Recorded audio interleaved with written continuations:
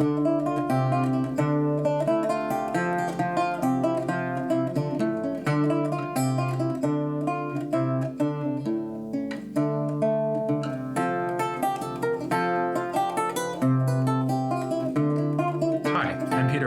you're listening to the History of Philosophy podcast, brought to you with the support of the Philosophy Department at King's College London and the LMU in Munich, online at historyofphilosophy.net.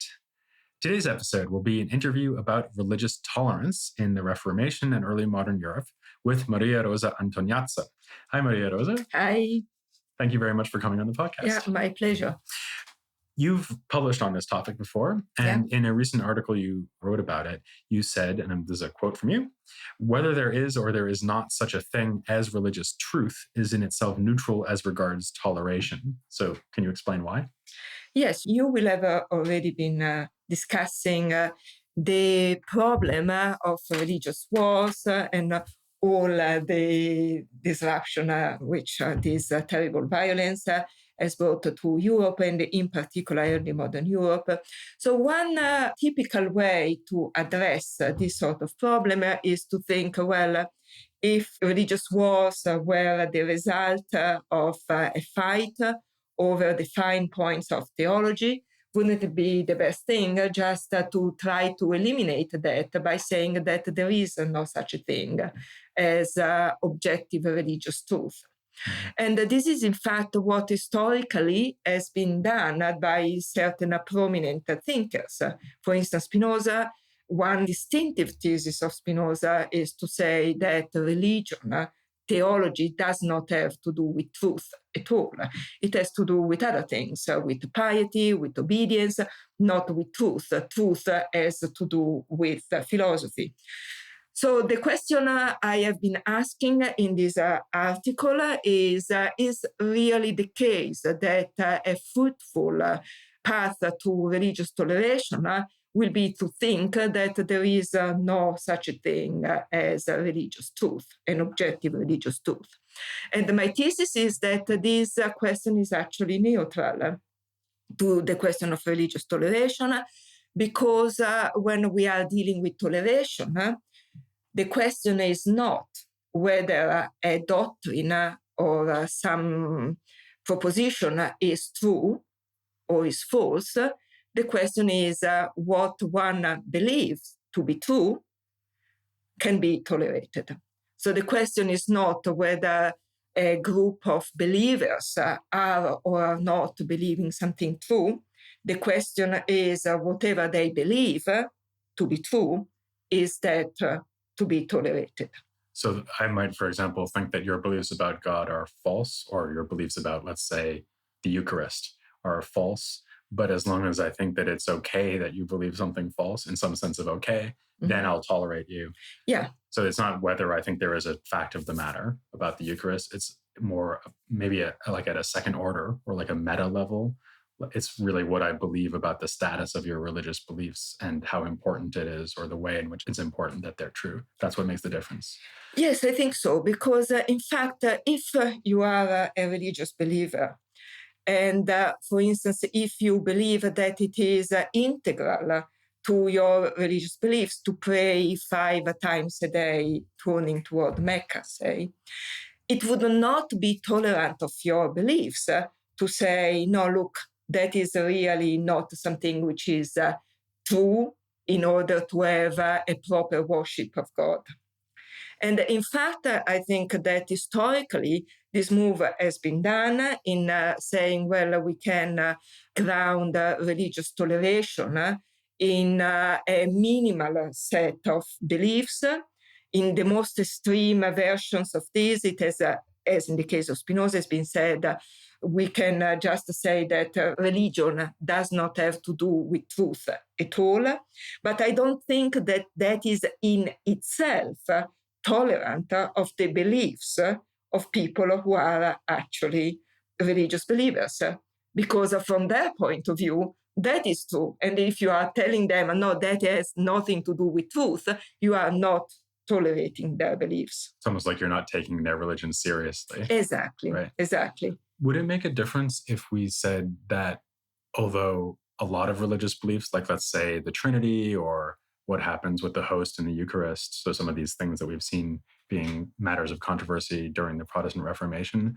Would it make a difference if we said, sure, those things are kind of like mysterious and it's not very clear what we should think about them. They're very difficult, deep theological issues, but there will be a core of things that everyone should agree with. For example, the existence of God. And the reason everyone should agree with those things is that just the natural use of reason should establish them. And so then you might think someone could say, I'm tolerant because I only require that people agree to whatever natural reason should establish. But although I require them to believe that, I don't require them to have any particular views on, let's say, the Trinity or the Incarnation. My view is that that is not in itself a particularly tolerant position, because as I said before, toleration is not about finding agreement on certain fundamental truths. There might be substantial disagreement on that. Toleration is about respecting differences in what one believes to be true, also on fundamental matters like is God one or is God three, and polytheism versus monotheism. So as regards specifically religious toleration, I think it would not do to tell a polytheist, say, well, you can be tolerated in your beliefs as long as you recognize that by natural reason there is only one God. Mm-hmm. I don't think that that would be a particularly tolerant position. Or to tell people who are completely committed to the Eucharist, well, you can be tolerated as long as you recognize that it doesn't matter whether there is really or not the body of Christ. Because to them, it matters to tell them you can be tolerated as long as you think it doesn't matter, is in fact not tolerating their beliefs. Right, okay. And I guess that there's a difference between tolerating in the sense of actually using, let's say, violence to compel belief, as opposed to tolerating in the sense of actually like taking their view seriously or something. So are we talking here about tolerance in terms of something like respect of other people's beliefs, or are we just talking about whether political compulsion is being brought to bear? I think I am talking about both, because as a minimum, I think there shouldn't be political compulsion to believe certain things if these things are not against the law and are not harmful to other people. I do think, and early modern people I have studied, I do think that there are certain limits to toleration, and these limits are the limits of what is against the law and what is harmful to other people. So as Leibniz says, for instance, opinions should be tolerated as long as it does not include something like bringing violence to the state on a principle of religion. Obviously, we see this also nowadays. One can tolerate all sorts of religious beliefs as long as that does not result in terrorist attacks or violence to other people. So I am definitely talking about tolerating beliefs in a way which does not result in coercion toward people who do not align with what, say, is the mainstream religion of a certain country. But I am also talking about a higher level of toleration, which is respect for other people who have different beliefs, with which you might genuinely disagree. You might genuinely think that they are false, but still, I think toleration requires that you respect people who, in good faith, have a different view. Yeah, and of course, even debating someone in good faith is a way of respecting. Right? Yes, as again, early modern authors I have studied, what they said is the way to combat, as you like, a doctrine that you think is false is not coercion, but persuasion. Right. You can engage in debate, you can engage in dialogue, you can reason with these people with whom you genuinely disagree, but it should not be in terms of your beliefs cannot be tolerated in this country, and therefore either you accept that what you are believing is not true, is not important, is indifferent to worship of God, or it cannot be accepted. Historically speaking, it was the concept of a natural law here source for intolerance in this period, because sort of looking back over the last few things you've said, you said, well, you have to abide by the law. And I guess you meant there the law of a state.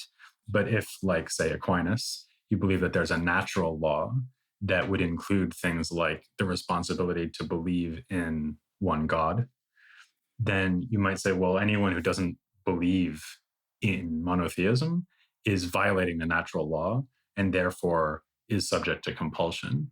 So, I mean, is it even possible to believe in the natural law in this period while still having what we would nowadays consider a tolerant viewpoint on religious belief? Well, actually, I think that natural law, if it is intended as Aquinas intended it, is actually conducive to toleration. Because I can, for instance, quote one definition Aquinas gives of natural law. It says, is nothing other than the light of intellect, which has been gifted to us by God. Thanks to this, we know what must be done and what must be avoided. This light or this law has been given to all human beings. So really, natural law boils down to the way in which what Aquinas called eternal law is specific to human being. And at the end of the day, is the light of reason to which all human beings, if they use that, they should be able to come to a view, an agreed view about what should be done and what should be avoided. So I think that actually endorsing natural law in this broad sense of recognizing that all human beings have a rational nature and that this rational nature should give us certain ways to behave toward other human beings. For instance, the rule of reciprocity: do not do to others what you don't want to be done to you, which is something which can be in a way regarded as part of the natural law. I think is an excellent way to have a universalized view of toleration.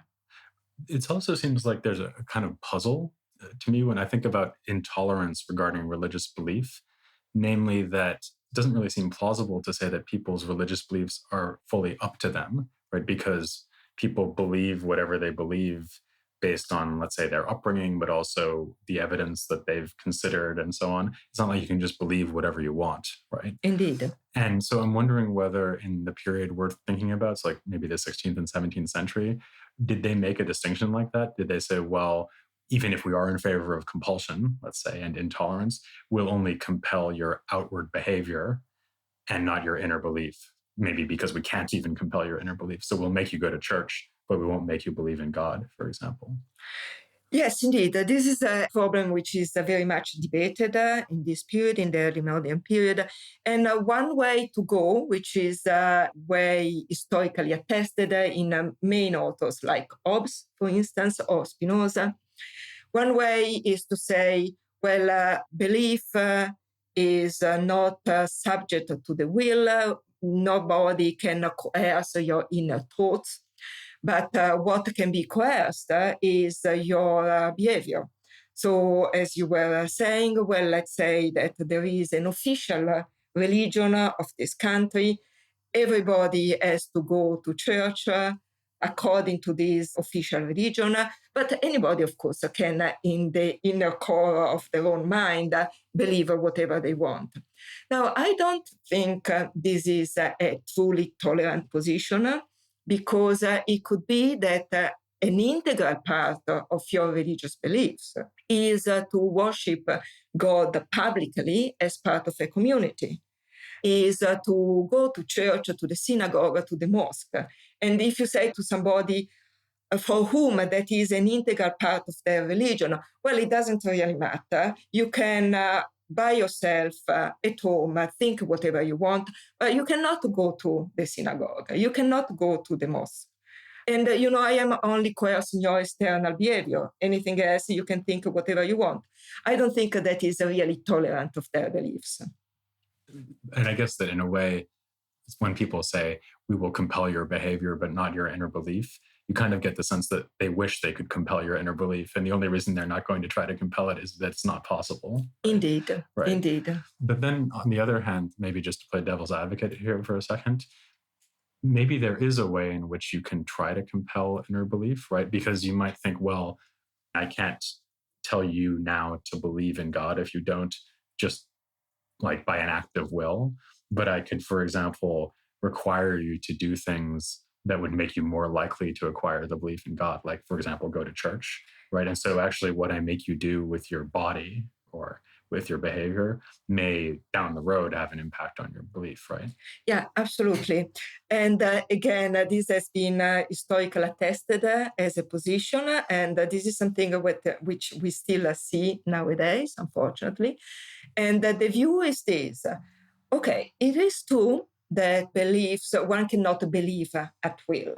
So it's not that just by coercing somebody to believe, say that God is triune, you can really achieve this belief.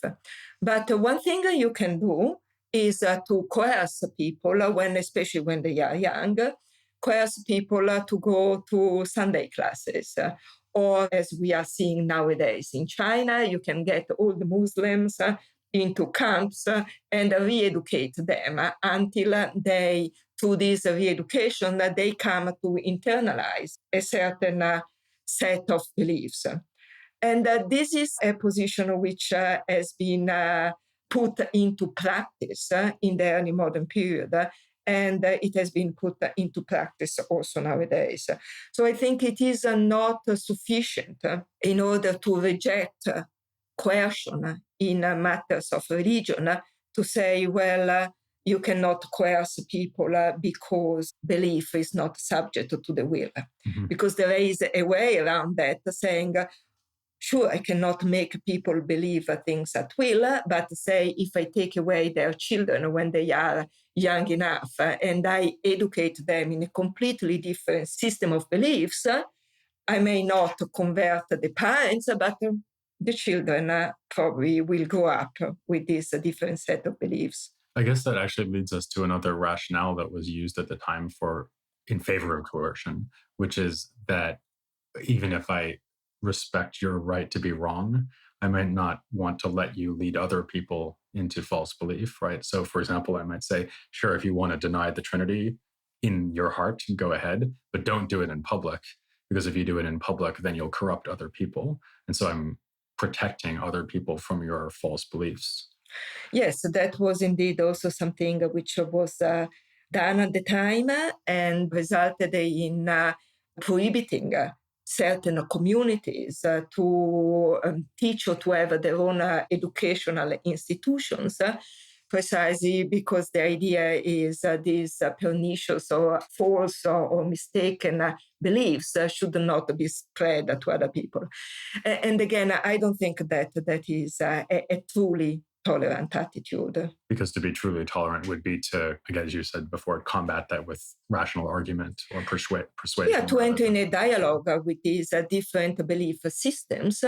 And if you think that you have a better view of certain matters, the way is to discuss it with other amongst communities. Yeah, I actually like your point that the belief in the natural law would actually be a support for that procedure, yeah, right? I think because so. It sort of expresses this optimistic faith that if everyone's just rational, then we'll get there in the end, or at least we won't come up with irresolvable conflicts that can only be sorted out through violence. Indeed, at the very least, you should not sort out conflicts with violence. I think that when it comes to religious toleration, we do have to accept that at the end of the day, there will be communities which will continue to hold different beliefs. But I think a truly tolerant society should be able to have a dialogue amongst these different system of beliefs. And you can do that only, in my view, if you recognize that we are all human beings with reason, and on that basis, we can reason together. That leads me to another question about the political and historical context, because in the early modern period, there emerged this idea that in each geographical location, the people who live there should just follow the religion of the ruler. The ruler's faith sort of determines the faith of the people. And on the one hand, that might sound kind of intolerant because it sounds like everyone in that kingdom is required to follow the faith of the ruler. But on the other hand, at least it sounds like a kind of recognition of the sort of pluralism you were just describing. So would you see the emergence of that kind of compromise more as a source of tolerance or intolerance? Historically, I think that was more an engine of tolerance, actually, because that was the arrangement which emerged in Germany, speaking broadly about Central Europe, after the 30-Year War, when after these really terrible fights between different religious confessions, the solution which was hammered out was that each principality or each free sub-political entity inside the Holy Roman Empire will have to follow the religion of the ruler of that principality, say. What happened, in fact, is that, first of all three main religious confessions, the Roman Catholic, the Lutheran, and the Reformed, were protected by the law and were tolerated under the protection of the law under one political entity, which was the Holy Roman Empire. And what happened in practice is that there was a balance between a Roman Catholic, a Lutheran Reformed in the sort of parliament which was loosely ruling the Holy Roman Empire, that is to say, the Regensburg Diet. So I think historically that was a way in which different confessions could actually live together in a broader political entity. And it is different from what happened in roughly the same period in absolutistic states like France, in which there was Louis XIV, who was a Roman Catholic, who imposed Catholicism in an absolutist way to the whole of France. Or, for that matter, also in England, in which, despite having advocates of toleration like John Locke, that toleration was not extended to Roman Catholics. Right. So the toleration of which even Locke was talking at the time was a toleration amongst different shades of Protestants, not really between Protestants and Catholic. I think that historically, in the same period in the Holy Roman Empire, this sort of balance was achieved through this rule, at least in different parts of the empire. Different religions, different religious confessions could be protected by the law and people could engage in it. As I was saying, what also happened historically is that sometimes the ruler will have a certain religion, say the ruler will be Calvinist, but will not impose that on his subjects, who will remain mainly Lutherans. That is what happened in Brandenburg. And what that historically provoked is a strong drive toward trying to reconcile different confessions. The same thing happened in Hanover, where for a period the ruler was a Roman Catholic, a convert Roman Catholic, and the population was actually Lutheran. And the ruler recognized that it wouldn't have really been a good idea to impose his religion on the population. Yeah, I suppose it's also just a bit unrealistic and unfeasible to Indeed. imagine, from one week to the next, everyone in the whole country changes their religious belief because the king went from being Reformed to being Lutheran or something. Yeah, it would have been a disaster Right. and a political disaster. And in fact, in these two cases, for instance, it wasn't enforced in that way.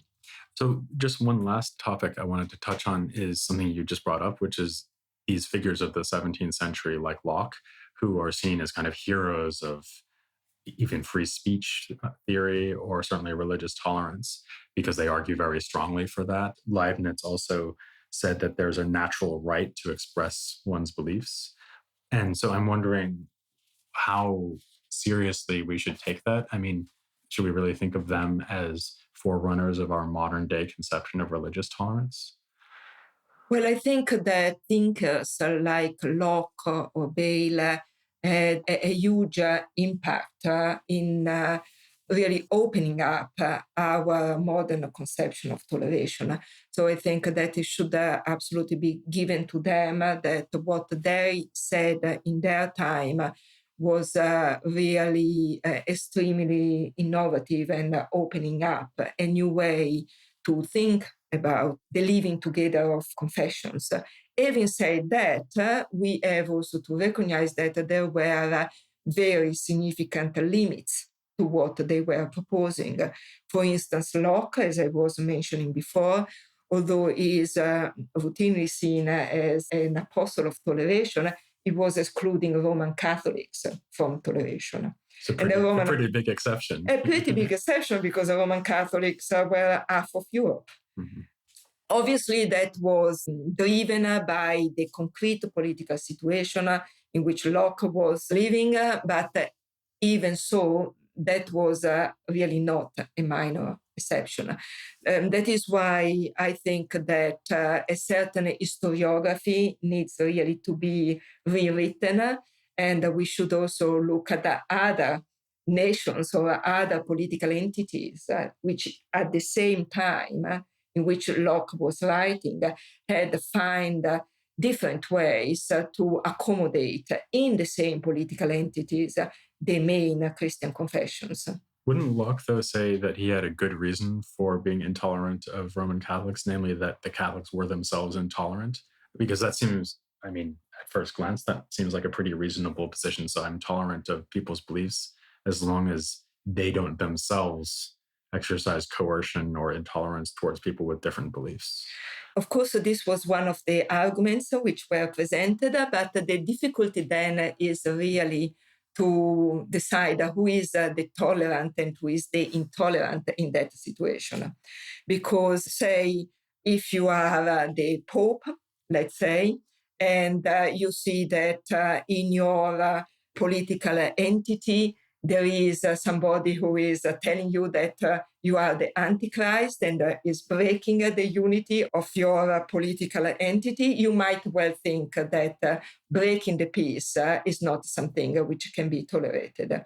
As regards the Roman Catholics in the England of Locke, it must be said that the idea that they would have been following what the Pope was telling them to do instead of being loyal to the authority in the English state, I don't think that was really substantiated by what most Roman Catholics were doing in England. And in fact, even in Locke's time, and even people in Locke's circle were challenging this idea that the Roman Catholics, if they were tolerated, would have done what the Pope was telling them to do only because they were Roman Catholic. I'm sure that the Pope would have wished that Louis XIV would have done what the Pope told him to do because he was a Roman Catholic. That Louis XIV had no intention of doing what the Pope was telling him to do, even if he was officially a Roman Catholic. And we should also remember that historically at the time, the two arch enemies on continental Europe were actually two Roman Catholics, Louis XIV and Leopold I, the Holy Roman Emperor. They were both Roman Catholics. So it's not that because they were both officially, as it were, subject to the Pope, they would somehow do what the Pope would tell them to do. Well, thank you very much for that wide-ranging philosophical and historical reflection on religious tolerance. My pleasure. And we'll be looking at a lot of these issues still as we go on into the future. Eventually, we'll get to Locke and Leibniz and some of the other figures from the future that we've just mentioned. But next time, I hope you'll join me as we continue to look at the philosophy of the Reformation period here on the History of Philosophy Without Any Gaps.